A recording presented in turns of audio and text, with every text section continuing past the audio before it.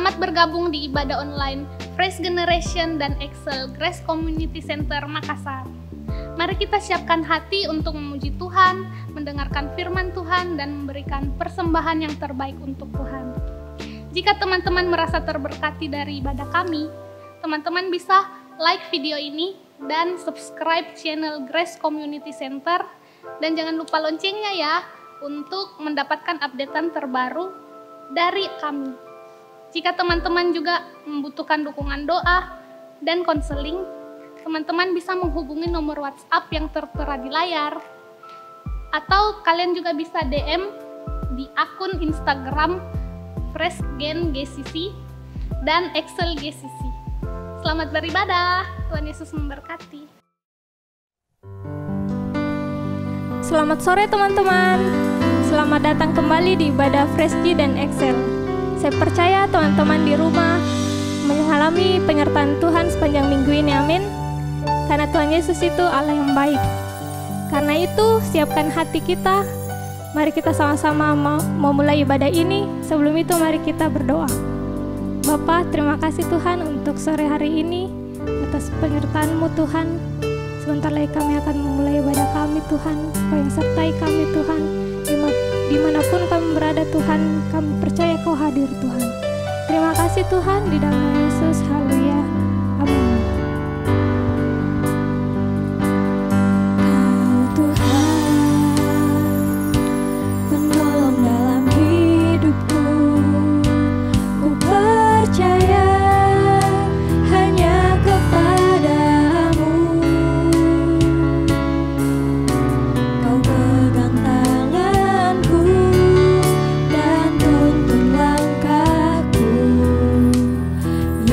Yesus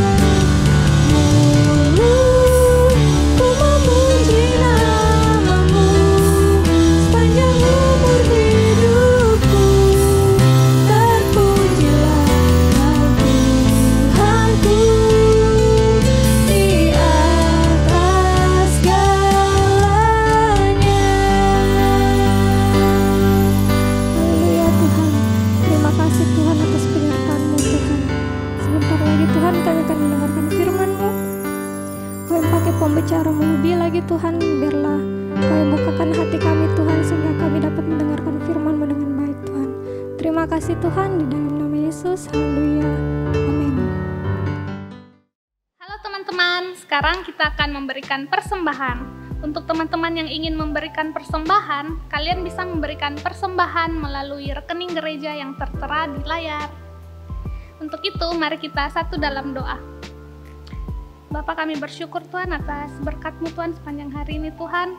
Sebentar lagi kami akan memberikan persembahan, Engkau yang memberkati persembahan kami, biar apa yang kami berikan bisa menjadi berkat bagi gereja kami.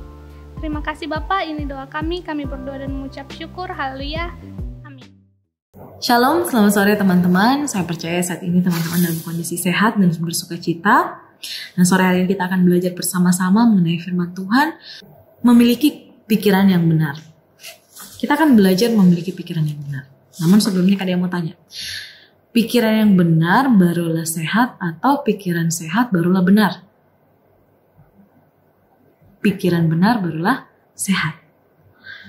Joyce Meyer pernah berkata, kita tidak bisa mempunyai suatu kehidupan yang positif dan memiliki pikiran yang negatif. Hal ini seperti ingin memberitahukan kepada kita bahwa kualitas kehidupan kita akan banyak dipengaruhi oleh pikiran kita. Apa yang ada dalam pikiran kita akan terekspresikan melalui perkataan, kehendak, dan sikap kita. Sikap atau tindakan yang kita ambil hari ini menentukan kualitas kehidupan yang akan kita nikmati. Karena hukum tabur tuai akan berlangsung di sana. Nah, beberapa hal yang bisa kita lakukan untuk memelihara dan mengembangkan pikiran yang benar dan sehat.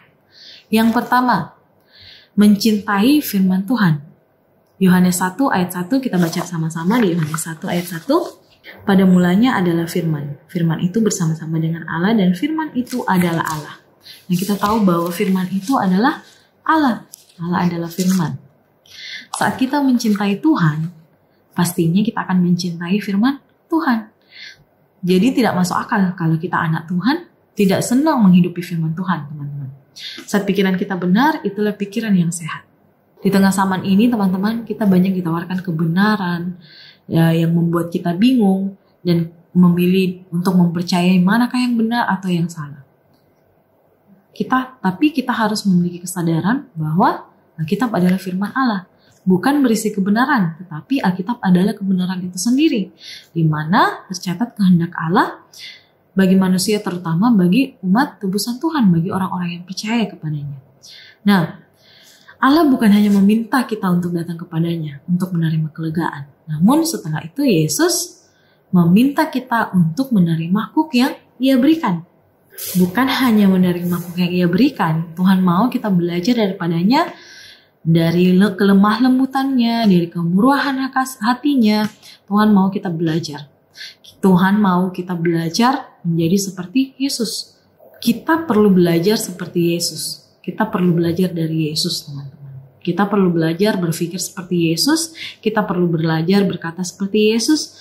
Kita perlu belajar bertindak seperti Yesus dan berperilaku seperti Yesus. Apa yang sudah Yesus lakukan, itulah yang harus kita buat.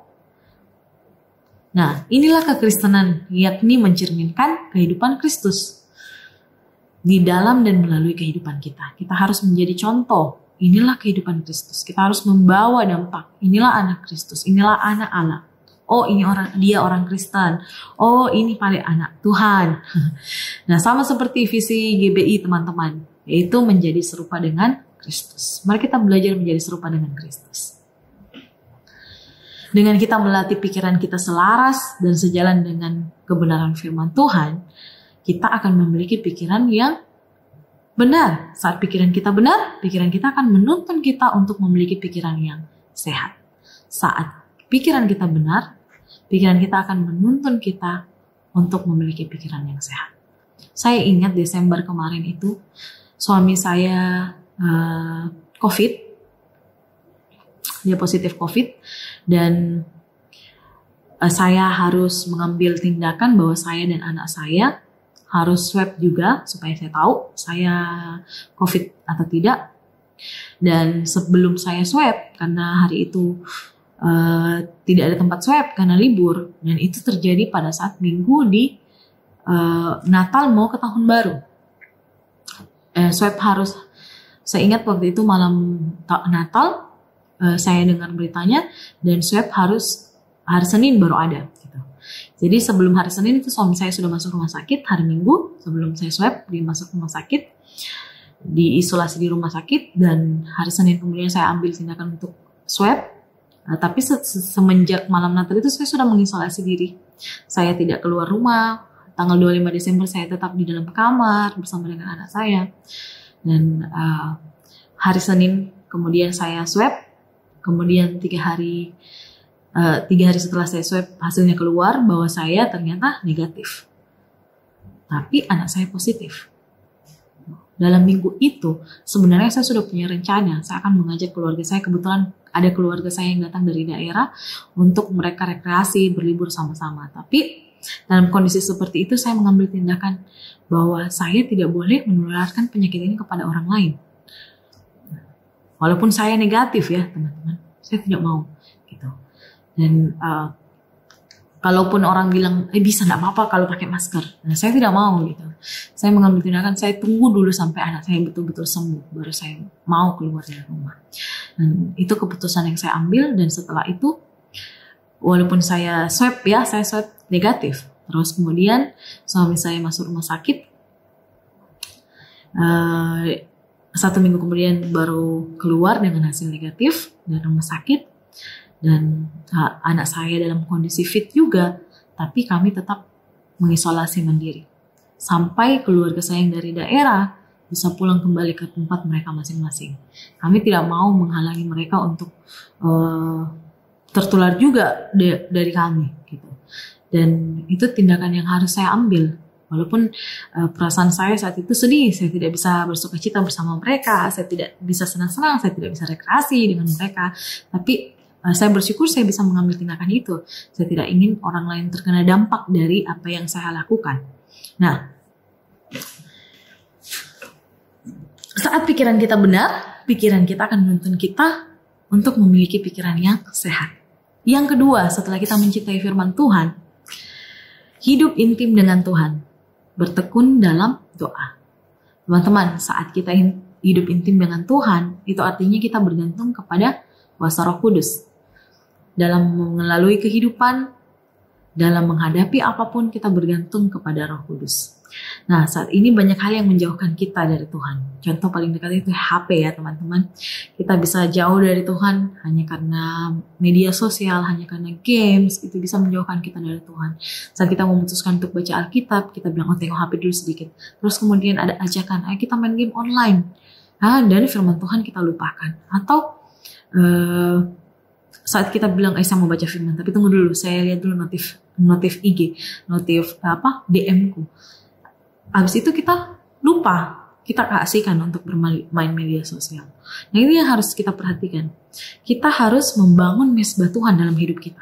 Ini yang harus kita taruh, bahwasanya kita harus bergantung kepada kuasa Roh Kudus. Bukan hanya kita tahu firman Tuhan dan kebenarannya, tapi kita harus intim bertekun dalam doa kita, supaya Roh Kudus menuntun kehidupan kita. Nah, atau dalam hal-hal lain pun yang membuat kita kompromi dengan dosa, itu yang harus kita buang, teman-teman. Mari kita membuat pilihan dengan mengandalkan Tuhan. Mari kita membuat pilihan kita untuk memilih bertekun dalam doa, karena melalui doa kita terus dikuatkan oleh Roh Kudus. Minta Tuhan memampukan kita untuk memiliki pikiran yang benar dan sehat. Yesus mengajarkan kita dan meneladankan sebuah kehidupan doa, teman-teman. Tuhan Yesus rajin berdoa, Tuhan Yesus mengajarkan kita untuk terus berdoa dan meminta Tuhan untuk memampukan kita untuk memiliki pikiran benar dan sehat. Nah, teman-teman, mari kita bangun kehidupan doa kita bergantung kepada Tuhan. Dengan sikap kita tidak berdaya, kita sebagai orang percaya, maka kita akan mengalami kuasa Roh Kudus yang akan memampukan dan memelihara dan mengembangkan pikiran kita yang benar dan sehat. Nah, saat kita berdoa itu sama seperti seorang anak berbicara kepada bapaknya. Tidak perlu durasi yang lama, tidak perlu panjang-panjang, tidak perlu berlama-lama bertele-tele orang bilang. Tapi apa yang ingin kita sampaikan kepada Tuhan, itu yang kita sampaikan. Dan ini memerlukan kedisiplinan dan komitmen kita. Kita harus membangun kualitas doa kita, teman-teman. Nah, kerap kali Tuhan Yesus juga berperan sebagai guru. Bukan hanya sebagai Bapa ya teman-teman, tapi sebagai guru. Yohanes 16 ayat 13. Kita baca sama-sama. Yohanes 16 ayat 13, tetapi apabila ia datang, yaitu Roh kebenaran, ia akan memimpin kamu ke dalam seluruh kebenaran, sebab ia tidak akan berkata-kata dari dirinya sendiri, tetapi segala sesuatu yang didengarnya itulah yang akan dikatakannya. Dan ia akan memberitakan kepadamu hal-hal yang akan datang. Nah, Yesus seringkali berperan sebagai guru untuk mengajar kita, menuntun kita. Tergantung dari kita sendiri, mau ikut tidak dengan tuntunan Tuhan. Kalau Roh Kudus menuntun kita teman-teman, kita bisa membedakan mana yang benar, mana yang salah, mana yang baik, mana yang buruk. Kita bisa memisahkan hal-hal yang kotor dalam pikiran kita. Dan kita bisa membangun pikiran yang benar dan sehat. Yang ketiga, saat kita sudah mencintai firman Tuhan dan kita intim dengan Tuhan dengan bertekun dalam doa, kita harus menaati Roh Kudus, bertekun untuk mengedepankan kehendak Tuhan. Nah, teman-teman, dalam kehidupan kita ada dua pilihan. Kita memilih kepentingan kita atau kita memilih kehendak Tuhan. Sebelum kita memilih untuk mengikuti kehendak diri kita sendiri, kita harus melihat siapakah Allah yang ada dalam kehidupannya kita. Kita harus tahu Tuhan itu, siapa Tuhan itu yang ada dalam kehidupan kita. Kita baca sama-sama di Yeremia 29 ayat 11. Sebab aku ini mengetahui rancangan-rancangan apa yang ada padaku mengenai kamu. Demikianlah firman Tuhan, yaitu rancangan damai sejahtera dan bukan rancangan kecelakaan, untuk memberikan kepadamu hari depan yang penuh harapan. Dan Ulangan 30 ayat 15-16. Ingatlah aku menghadapkan kepadamu pada hari ini kehidupan dan keberuntungan, kematian dan kecelakaan.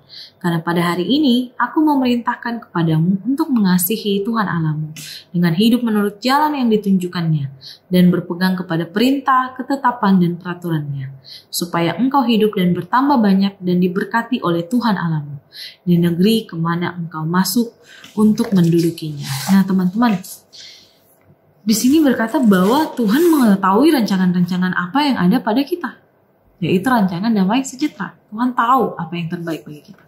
Jadi kita harus mengedepankan kehendak Tuhan. Kita harus memilih Tuhan dulu baru kita. Kita harus tahu bahwa Tuhan dulu yang diutamakan baru kita.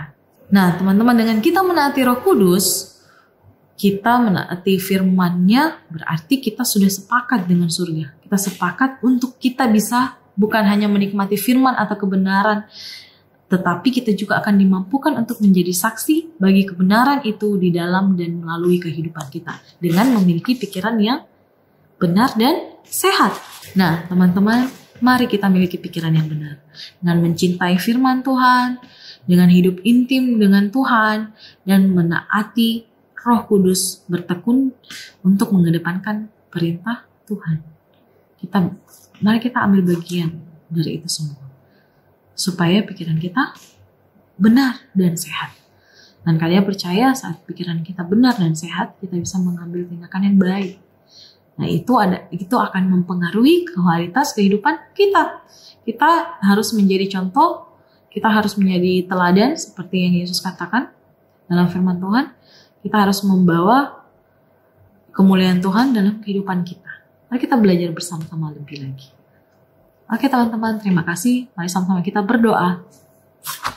Tuhan, terima kasih untuk sore hari ini. Kalau kami sudah mendengar firman-Mu, ajar kami lebih lagi Tuhan untuk melakukan firman-Mu. Biar setiap kami memiliki pikiran yang benar dan sehat. Kami mau bertindak Tuhan seperti yang Engkau inginkan. Kami mau berperilaku seperti Engkau, berkata seperti Engkau Tuhan. Kami mau Tuhan melakukan perintah-Mu Tuhan. Bahkan kami mau mengedepankan kehendak-Mu dalam kehidupan kami. Dan terlebih lagi Tuhan, bawa kami untuk mencintai firman-Mu Tuhan lebih lagi Bapa. Sehingga kami Tuhan memiliki pikiran yang benar dan sehat. Dan kami bisa membawa kualitas kehidupan kami lebih baik lagi Tuhan. Terima kasih Bapa, biar setiap kami menjadi anak-anak yang takut akan Engkau lebih lagi. Terpujilah nama-Mu Yesus. Dalam nama Tuhan Yesus kami mengucap syukur. Haleluya. Amin. Terima kasih teman-teman untuk sore hari ini. Bye-bye.